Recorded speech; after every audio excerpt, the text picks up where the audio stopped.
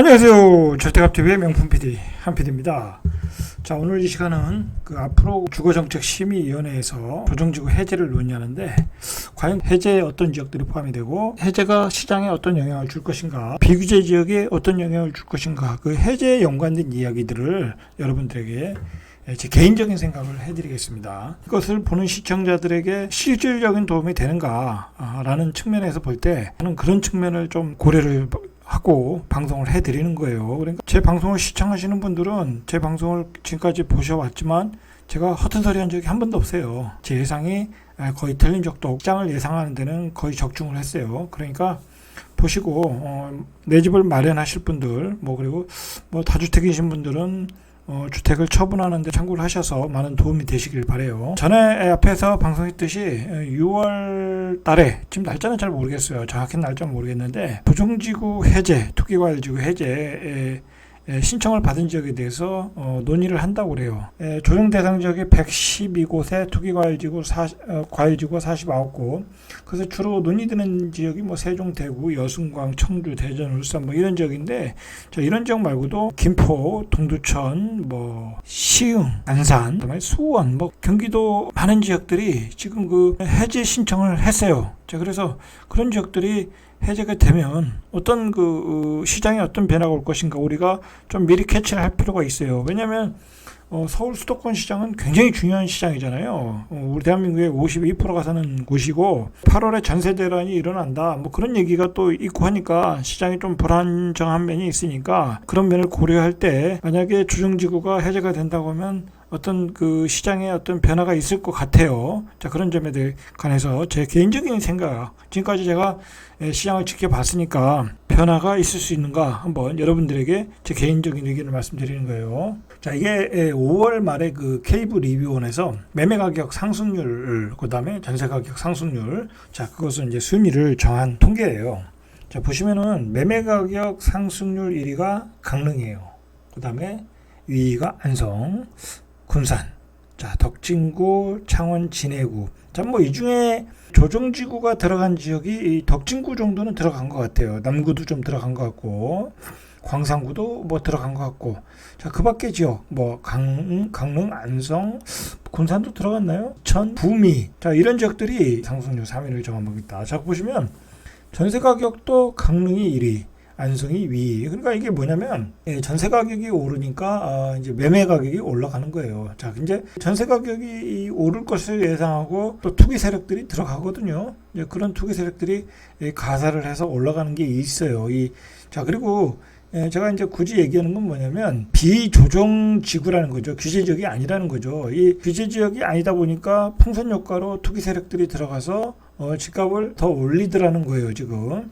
자, 그런 게 일단 좌파 정부에서 만든 조정지구의 어떤 삼중 규제로 인한 어떤 부작용이 이런 데서 나타나고 있는 거예요. 그러니까 조정지구의 자본이, 어떤 투기성 자본이 골고루 이렇게 분산되면은 어떤 집값의 상승률이 크질 않는데, 이런 지역들의 어떤 투기 자본들이 이렇게 집중적으로 들어가는 거야. 전세 공급 물량 모자르고 비조정지구이고, 그러다 보니까 이렇게 가격이 급등하는 지역이 된다는 거예요. 강릉이라는 데는 사실 인구가 소멸하는 도시라고 그러잖아요. 멀리 내다보면 새 아파트는 6억, 7억까지 갔나요? 6억 중반대는 제가 본 것 같아요. 자, 그 정도로 가격이 급등을 했는데, 그렇게까지 가지 않을지 조정지구의 규제로 인해서 투기성 자본들이 비규제적으로 들어감으로써 이렇게 거품을 만들고 있다는 거예요. 제가 이 이야기를 먼저 시작하는 것은 뭐냐면, 결국은 대한민국의 입지가 좋은 지역, 가령해서 투자 가치가 있는 지역들은 대부분이 조정지구로 지정이 되어 있어요. 그러다 보니까 조정지구가 되면 투자를 할 수 있는 유동성 머니가 들어갈 수가 없거든요. 여러 가지 규제들이 있기 때문에 대출도 안 나오죠. 취득세 중과를 하죠. 그렇기 때문에 그게 안 된단 말이에요. 자, 그러다 보니까 이런 쪽으로 들어서 거품을 만들고 있다라는 거예요. 자, 이게 왜 중요하냐면, 만약에 대규모로 풀려지면 이렇게 이제 거품이 끼었던 지역들, 강릉, 안성, 군산, 이천, 이런 지역들, 이천은 그냥 아주 조그만 소도시잖아요. 이런 지역들의 거품이 급격하게 빠질 수 있어요.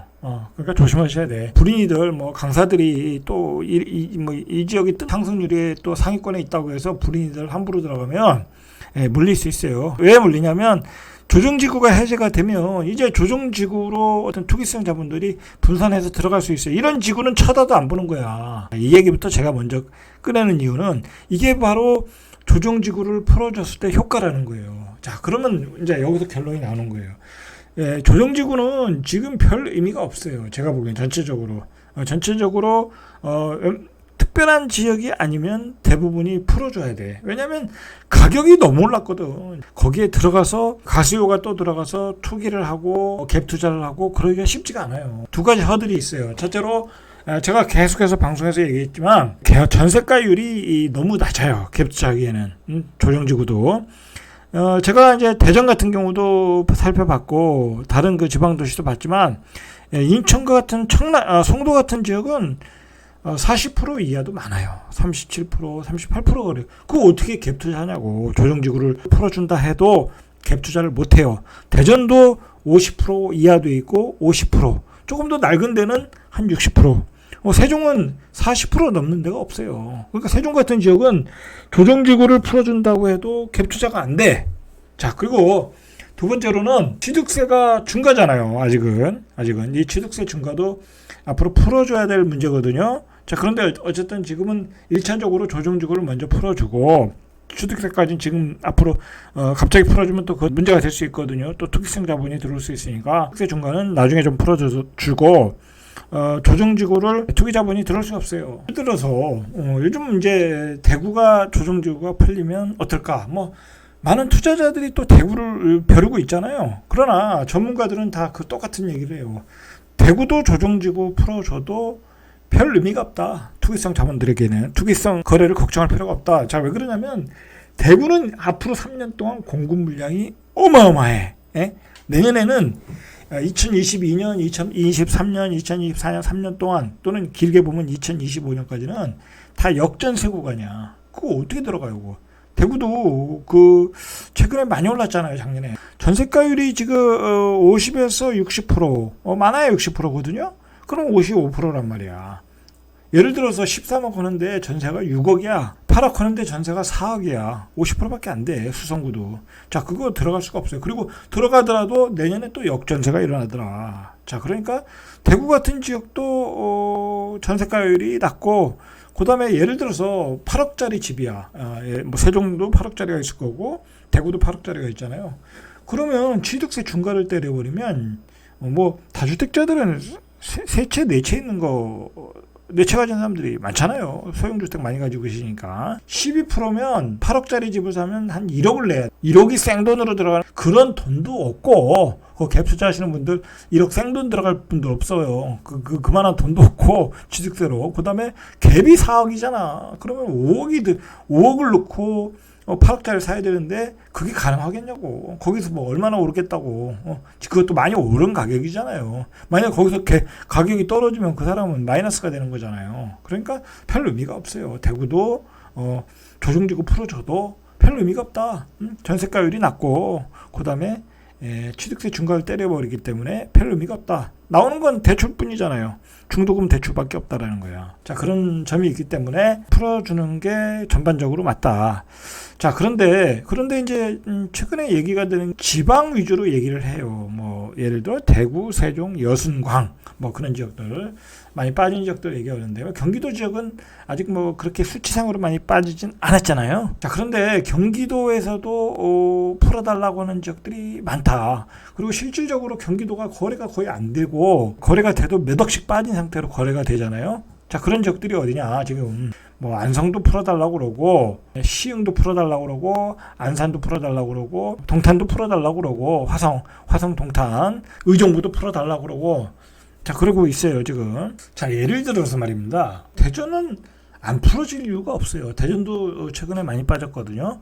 자, 많이 오른 거에 비해서는 덜 빠졌다고 하더라도 자, 중요한 거는 대전을 풀어줘도 투자자가 들어가서 시장을 교란시킬 이유가 없어요. 대전은 이미 너무 많이 올랐고 그리고 전세가율이 50%밖에 안 돼요. 50% 이하 또는 그리고 낡은 주택은 한 60%. 별 의미가 없다. 대전 같은 지역은 거래 활성화를 위해서는 풀어주는 게 맞다. 예를 들어 청주 같은 경우도 똑같다. 청주도 많이 빠지고 있거든요. 굳이 왜 안 풀어줄 이유가 없어요. 풀어줘요. 푸는 게 맞다. 자, 그런데 왜 이게 풀어주는 게 쉽지가 않냐면, 뭐, 청주나 대구나 대전이나, 자, 이게 왜 이제 문제가 되냐면, 좌파 정부 때 그 많이 투자하신 분들이 있잖아요. 그 지역에. 자, 그 풀어주면 이게 중과세가 안 되는 거거든요. 그러면 이제 기본과세를 때릴 수 있다. 기본과세로 팔 수가 있어요. 그러면 그동안 투기 세력들한테 면죄부를 주는 거 아니냐. 이제 그런 그 비난을 받을 수 있어요. 이게 쉽게 못 풀어주는 거야. 그러나 이게 중요한 건 뭐냐면 한 번은 이게 건너야 할 강이에요. 그렇다고 그 투기 세력들이 들어간 거에 대해서 차익을 못 내게 하려고 안 풀어준다고 하면 오히려 더 큰 것을 잃을 수가 있다라는 거야. 잘못하면은. 조정지구에서 만약에 이제 이런 지방에서 많이 풀어주면, 조정지구를 풀어주면 이제 매물들이 많이 나올 거 아니에요. 왜냐면 이 지방들은 또 어떤 그동안 가수요로 들어간 물건들이 많거든요. 저거 많이 나오면 가격이 떨어질 수밖에 없어요. 가격이 안정될 수 있다. 안정될 수 있다. 그러니까 지금은 어떤 가수요가 들어가서 집을 사야지 할 수가 없어요. 왜냐면 세금, 종부세, 보유세, 뭐 이게 그대로잖아요. 거의 그대로. 천 수억씩 맡고 있는 사람들이 있기 때문에 다 물량을 어떤 기회가 오면 다 털 준비를 하고 있는 거야. 그렇기 때문에 과감히 풀어주는 게 맞다. 그래야 시장에 유통 물량이 많이 나오고 가격 하락을 유도할 수 있다. 대구, 청주, 대전 이런 도시들, 여순광 뭐 이런 적은 말할 것도 포항, 경산, 천안 이런 적들과 논산, 경주 전반적으로 다 풀어줘야 된다. 이번에는 낙폭이 제일 큰 세종과 대구만 풀어준다. 이렇게 하면 안 돼. 만약에 대구와 세종만 풀어줬다. 낙폭이 크니까. 그러면 또 투기 자본이 세종과 대구로만 쏠릴 수 있어요. 풍선 효과가 나와서. 그러면 안 되고 전반적으로 전체적으로 지역을 넓혀서 풀어줘야 된다. 예를 들어서 한꺼번에 그 지역을 다 못 푼다고 하면 뭐 대구는 예를 들어서 뭐 북구와 달성군, 뭐 서구, 뭐 이런 지역들 먼저 풀어주고, 예를 들어서 대전도 대덕구, 뭐 그다음에 서구는 안 되겠네, 동구, 뭐 이런 그 좀 낙후된 지역들 먼저 풀어주고, 울산도 뭐 중구 먼저 풀어주고, 청주도 뭐 일부 지역들 풀어주고, 아주 핵심적은 남겨놓고 다음번에 풀어주는 거 남겨놓고 그런 식으로 풀어줘야 된다. 그리고 예를 들어서 경기도 같은 경우에도 집중적으로 많이 빠지는 지역들이 있잖아요. 뭐 예를 들어서 의정부 그다음에 뭐 오산도 요즘 많이 빠지고 동탄도 빠지고 뭐 수원도 빠지고 뭐 의양도 많이 빠지잖아요. 뭐 그런 지역들, 남양주 뭐 이런 지역들 이렇게 순차적으로 풀어줘야 된다는 거예요. 특히 이 경기도 지역은 풀어주는데 집값이 급등하지 않을까? 그런 걱정을 할 필요가 없어요. 할 필요가 없다. 왜 그러냐면 이제 경기도 지역은 추세 하락이야. 추세 하락이고, 그 다음에 경기도 지역, 뭐, 가수요가 들어갈 구멍이 없어요. 들어갈 구멍이 없다.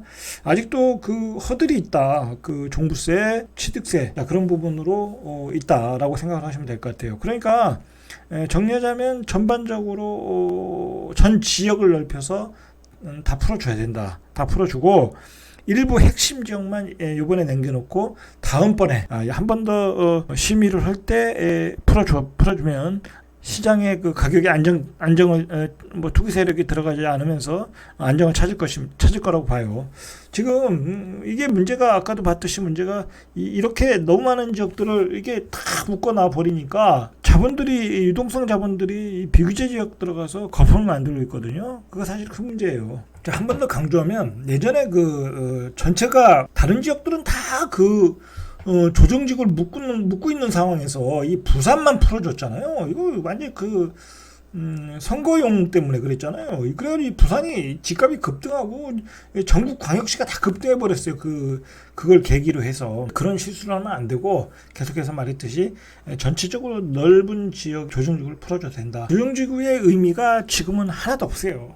집값이 이제 고점을 찍고 내려오고 그리고 지금 금리가 도저히 집을 살 수 없는 금리야. 회도 사 먹기 어려울 정도로, 점심밥도 사 먹기 어려울 정도로 물가가 급등했기 때문에 고금리에 집을 살 사람도 별로 없어요. 스태그플레이션으로 가는 상황에서 정부는 규제 완화를 통해서 어떤 시장 경제가 정상적으로 돌아갈 수 있도록 그렇게 만들어야 돼요.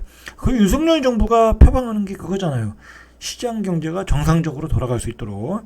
자, 이거 빨리 시장을 정상적으로 돌려야 되는 이유 중에 하나가 최근에 집값이 다 떨어지고 있고 폭락하고 있고, 그리고 지금 세계 금융시장은 스태그플레이션으로 가서 자산 버블 붕괴를 하고 있는데, 어떻게 강남이 신고가를 치고 뭐 초고가 아파트는 뭐 수십억씩 오르고 일기 신도시는 뭐 또 신고가를 내고, 왜 그 잘못된 현상의 근본적인 원인은 바로 이런 거예요.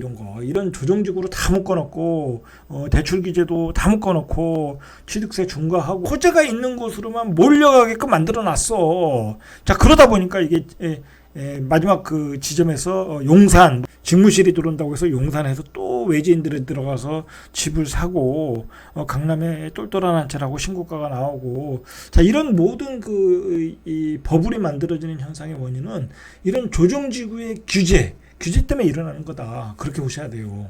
규제 때문에 일어나고 그 돈들이 유동성이 빨대 효과로 풍선 효과로 빨리 들어간 거다. 그 지역으로. 자, 이제 그걸 분산시켜줘야 돼. 유동성을 분산시켜줘야 된다는 거예요. 그래서 조정지구를 다 풀어줘서 최종적으로는 취득세 중과도 풀어줘야 돼요. 취득세 중과가 풀어지지 않으면 그것도 역시 계속해서 똘똘한 효과로 갈 수밖에 없어. 강남이 집값이 저렇게 급등을 하고 있으면 그것은 사회적인 문제가 돼요. 자, 우리 대한민국 사람들의 뭐라 할까요? 그 삶의 마지막 목표가 강남 입성이잖아요. 강남 입성. 안 그러신 분도 있지만 대부분이 돈을 벌어서 자기 자식들을 강남에서 키우고 싶은 사람들이잖아요. 자, 그런데 그 강남 입성의 꿈이 무너질 수 있다는 거야. 강남이 저렇게 거품이 많이 만들어지면. 정리하자면 빨리 조정지구 풀어지고 그 다음에 2차 때 다시 조정지구를 완벽하게 100% 다 풀어버리고, 그리고 강남도 토지거래 허가제가 필요 없어요. 별 의미가 없다. 토지거래 허가제 한다고 집값이 안 오르는 거 아니잖아요, 지금. 그죠? 그것도 필요 없고, 그 다음에 취득세 중과도 빨리 풀어야 된다. 그냥 정상적으로 집을 사고 팔아야지 이게 유동성이 한 곳으로 쏠리지 않는다는 거야. 오직하면 지금 이 시장에 이 와중에 집값이 거품이 빠지는 시기에 또 오피스텔을 간다고 그러잖아요. 그러니까 투기 자본들이 쫙 풍선 효과를 노려가지고 그런 쪽으로 돈을 쏠리게 만들고 있어요. 이런 부작용의 원인은 바로 규제다. 이 규제를 빨리 풀어줘야 되는데 그 첫 번째 열쇠가 조정지구 해제 이거 전반적으로 다 풀어주는 방향으로 가는 게 저는 맞다고 생각을 합니다. 이상 절대값TV의 명품 PD 한 PD였습니다.